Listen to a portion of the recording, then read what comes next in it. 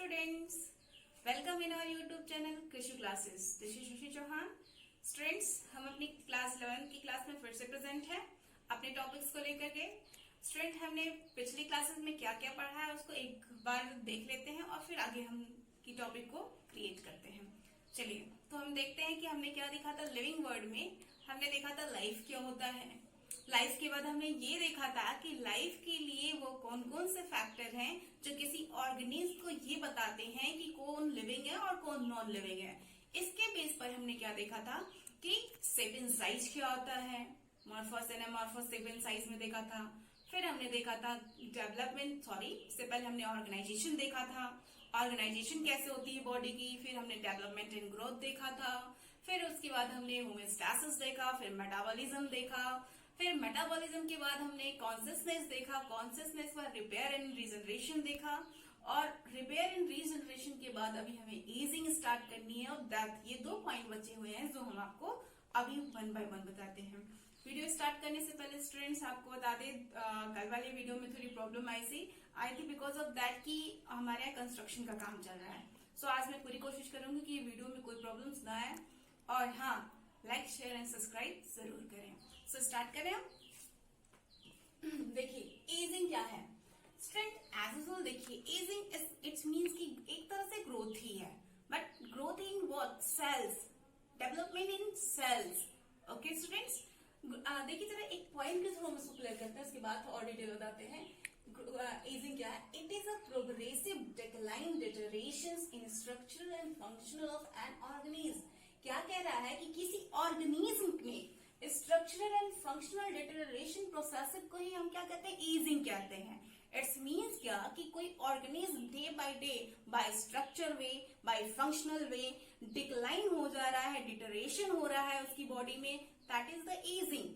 जैसे आप चाइल्डहुड में आप चाइल्ड रहते हो, ओके, उसके बाद थोड़ी बड़े होते हो, बॉयज या गर्ल बनते हो, देन आप टीनेज में आते हो, टीनेज के बाद यंग में आते हो। आप ये देख रहे हो सफर, ये क्या हो रही है? ये एजिंग हो रही है। आप ग्रोथ भी कर रहे हो और एजिंग भी हो रही है। आपके सेल्स बड़े हो रहे हैं, सेल्स में कुछ सेल्स डिस्ट्रॉय हो रहे हैं, कुछ डीजनरेट हो रहे हैं। ओके, तो ये क्या हो रही है? ये एक तरह की एजिंग ही है। ओके, नेक्स्ट देखिए जरा, study of ageing, what is it?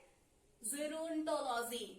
Study of ageing को हम जेरोंटोलॉजी बोलते हैं, ये ध्यान में रखिएगा। ये आपका आईएमपी है, ये आपसे क्वेश्चन पूछा जा सकता है कि study of ageing is known as what? Gerontology. Okay, next point देखिएगा, ये बड़ा इंपॉर्टेंट है, कोलोजन प्रोटीन। ये पूछा गया है नीच में, आईएमपी हमने लिख भी लिया है कि वो कौन सा प्रोटीन है जो एजिंग के लिए रिस्पॉन्सिबल है। Which protein is responsible for ageing? That is collagen. What is student? That is collagen. देखिए हमने लिख भी लिया है, collagen. Collagen is an important extracellular protein involving ageing. So क्या कह रहा है कि कोलोजन वो एक्स्ट्रासेलुलर प्रोटीन है जो एजिंग के लिए रिस्पॉन्सिबल है। आजकल आप कॉस्मेटिक सब्सटेंस में देखिएगा, कोई कॉस्मेटिक क्रीम उठाइए, उसमें आप देखेंगे कोलोजन की क्वांटिटीज होती है, थोड़ी महंगे। ओके, क्योंकि कोलोजन प्रोटीन को एक्सट्रैक्ट करना थोड़ी सा एक्सपेंसिव वर्क है। तो जितने भी थोड़ी महंगे क्रीम होते हैं या महंगे कॉस्मेटिक सब्सटेंस होते हैं, उसमें कोलोजन की क्वांटिटी दी जाती है। आजकल तो बहुत सारे ड्रिंक मिल रहे हैं जिसमें कोलोजन मिक्स होता है। तो स्टूडेंट, इसका काम क्या है? कोलोजन किसी कॉस्मेटिक सब्सटेंस में या ड्रिंक में ये क्या करता है? आपकी एजिंग को डिले कर देता है। एक चीज ध्यान रखिएगा, एजिंग को हम स्टॉप नहीं कर सकते, सिर्फ डिले कर सकते हैं। आप जो अभी 35 के एज में जो आपकी स्किन दिखनी चाहिए 35 जैसी, वो 25 जैसी दिख सकती है due to presence of collagen. आप ये कर सकते हो कोलोजन का इस्तेमाल करके। Okay, but it can't be stopped, इसको हम स्टॉप नहीं कर सकते। ठीक है, तो आजकल जितने भी हमारे सेलिब्रिटीज हैं वो क्या करते हैं? वो कोलोजन का इस्तेमाल करते हैं as a drink. Okay students, so next देखते हैं हम, according to immunity theory of ageing. ये चीज देखिएगा ध्यान से कि इम्यूनिटी थियरी ऑफ एजिंग के अकॉर्डिंग क्या होता है कि degeneration of thymus gland is one of the causes of ageing. क्या चीज? ये हमारा जो थाइमस ग्लैंड है ये एजिंग के लिए रिस्पॉन्सिबल रहता है। कैसे स्टूडेंट? पहले तो हम देखते हैं कि थाइमस ग्लैंड मौजूद कहाँ होता है। थाइमस ग्लैंड आपकी चेस्ट के बीच में मौजूद होता है, ओके। और थाइमस ग्लैंड जो होता है वो T4 सेल्स का सिक्रीशन करता रहता है। और एज यूजुअल हम जानते हैं कि T4 सेल्स जो है हमारी इम्यूनिटी को स्ट्रॉन्ग करते हैं। तो जैसे डे बाय डे हम इस इन्वायरमेंट से कंटैक्ट होते हैं या फिर हम डे बाय डे इस इन्वायरमेंट में डेवलप करते हैं, ये थाइमस ग्लैंड जो है अपनी सिक्रेशन या सिक्रेटिंग एबिलिटी को कम करते चला जाता है, और जिसकी वजह से T4 सेल्स कम निकलते हैं, कोलोजन कम रिलीज होता है, और कोलोजन कम रिलीज होने की वजह से हमारे स्किन पे सिबरिंग्स क्रिएट होने लगते हैं, झुर्रियां पड़ने लगती हैं और एजिंग हमें दिखाई देती है, ओके। जो अभी हमारी स्किन है, अभी कुछ समय बाद अब हमें देखेंगे आप 45 के बाद हमारी स्किन क्या होगी, श्रिंक कर जाएगी। व्हाई? क्योंकि हमारे T4 सेल्स कम रिलीज होंगे, इम्यूनाइजेशन कम होगा, इम्यूनिटी वीक होने लगेगी, उसमें कोलोजन की क्वांटिटी कम होगी और उसकी वजह से शिवरिंग क्रिएट होंगे, ओके स्टूडेंट्स। सो ध्यान रखिएगा, कोलोजन की वजह से हम इम्यूनिटी को स्ट्रॉन्ग कर सकते हैं, अपनी एजिंग को डिले कर सकते हैं, ओके।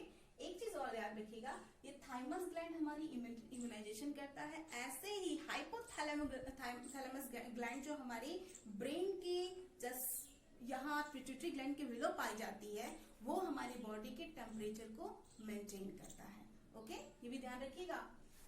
नेक्स्ट देखते हैं हम क्या ageing starts before the birth, जिसको हम बायोलॉजिकल एजिंग कहते हैं। ये ध्यान रखिएगा, बायोलॉजिकल एज, ओके, या बायोलॉजिकल एजिंग बोल दीजिए। एज बोलिए, एजिंग बोल दीजिए। क्या कह रहा है कि हमारा, अच्छा आप लोग बोलते हो कि हम 30 साल के हुए, 35 साल के हुए, 12 साल के हुए। स्टूडेंट्स, ये आप जब इन्वायरमेंट में आते हो तब की एज है। सही मायने में बायोलॉजिकल एजिंग जो होती है वो कब से होती है, जब हमारा जाइगोट बन जाता है, एम्ब्रियोनिक कंडीशन से लेकर के टिल डेथ तक का जो ड्यूरेशन होता है, that is the biological age. That's why there is what ageing start before from the birth. Before birth से पहले से ही एजिंग स्टार्ट हो जाती है, उस एजिंग को हम क्या कहते हैं, बायोलॉजिकल एजिंग। ध्यान रखिएगा, बायोलॉजिकल एजिंग कहां से स्टार्ट हो रहा है, एम्ब्रियोनिक कंडीशन से लेकर के डेथ से पहले तक की, इसको हम बायोलॉजिकल एजिंग कहते हैं, ओके। सो इस तरीके से हमारा एजिंग खत्म हुआ। फिर अब हम स्टार्ट करते हैं व्हाट, डेथ। स्टूडेंट, डेथ जो है वो एक यूनिवर्सल ट्रूथ है। क्यों? क्योंकि अगर अर्थ पे लाइफ को सस्टेनेबल रखना है, अर्थ पे जीवन को कायम रखना है, तो डेथ का होना कंपलसरी है। क्यों? क्योंकि अगर डेथ नहीं होगा तो ओवरक्राउडिंग होगी, स्पीसीज में वेरिएशन नहीं होंगे, और अर्थ के, या हम कह सकते हैं कि जीवन की सस्टेनेबिलिटी के लिए या अर्थ पे लाइफ को जीवित रखने के लिए हमें ऑर्गेनिज्म में वेरिएशन लाना होगा। और ये वेरिएशन तब तक संभव नहीं है जब तक हम पुरानी स्पीसीज को खत्म ना करें। जैसे पेड़ों पर पतझड़ के टाइम में पुराने पत्ते अगर ना झड़े तो नए पत्ते कहाँ से आएंगे, और नए पत्ते नहीं आएंगे तो उनके अस्तित्व को कैसे हम जानेंगे।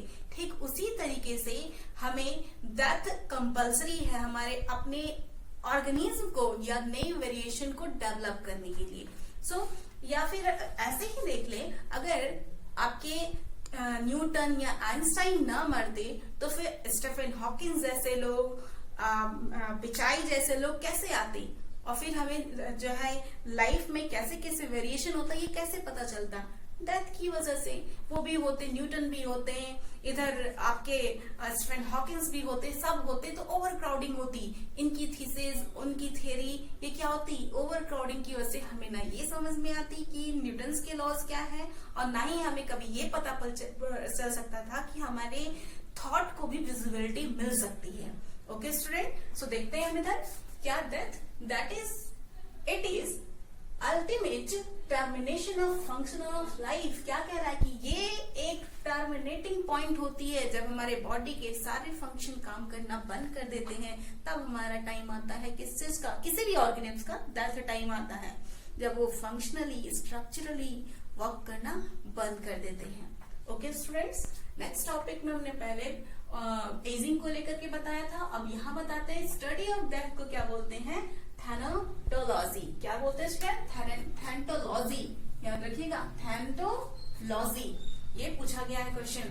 नेक्स्ट देखिए, it is the most important okay regulatory process which process overcrowding and bring cycling of the material। देखिए यहाँ भी एक लाइन हमने कह ही दिया कि डेथ एक ऐसा इंपॉर्टेंट फैक्टर है जो ओवर क्राउडिंग को खत्म करके रिसाइकल करके फिर न्यू मटेरियल या न्यू वेरिएशन या न्यू जनरेशन या न्यू स्पीसीज को लाता है।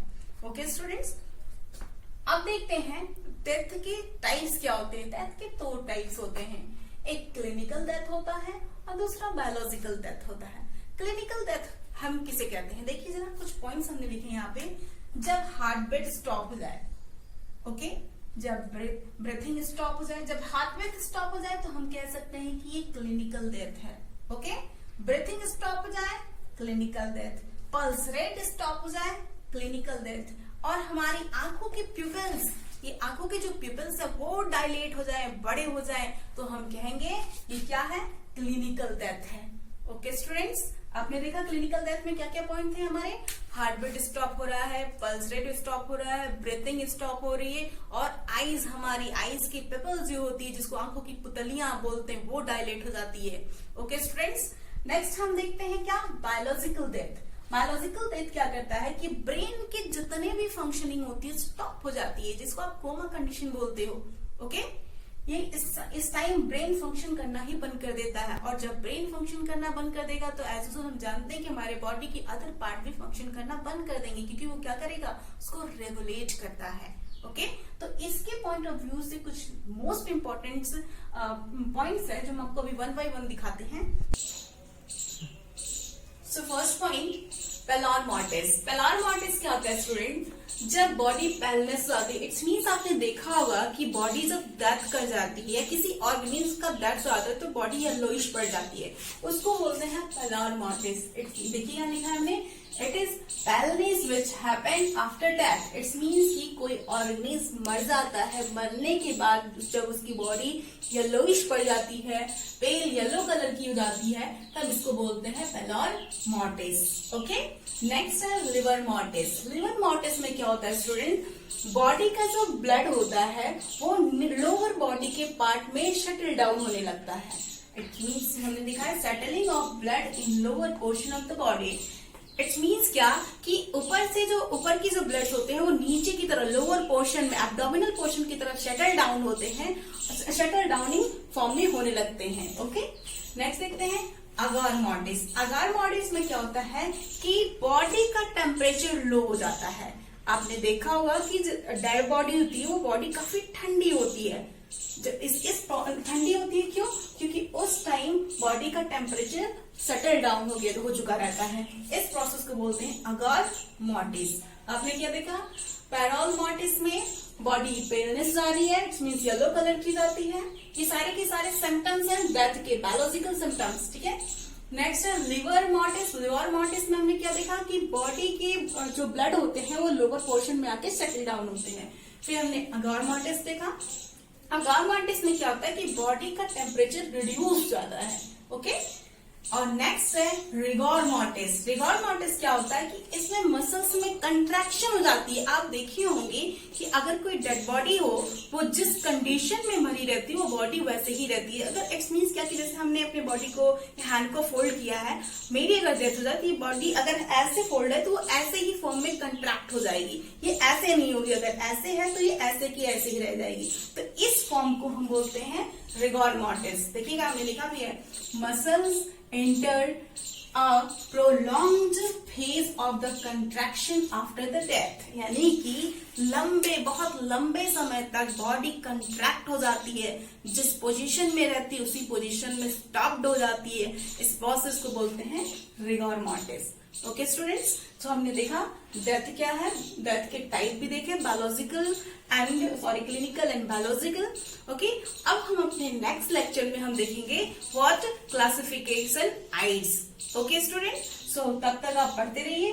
हाँ, आपसे एक क्वेश्चन है, आप हमें बताइएगा जरूर। Okay, question is what rigor mortis is what. हमने यहाँ लिखा है, देखते हैं आप क्या लिख करके देते हैं। रिगोर मॉर्टिस इज व्हाट।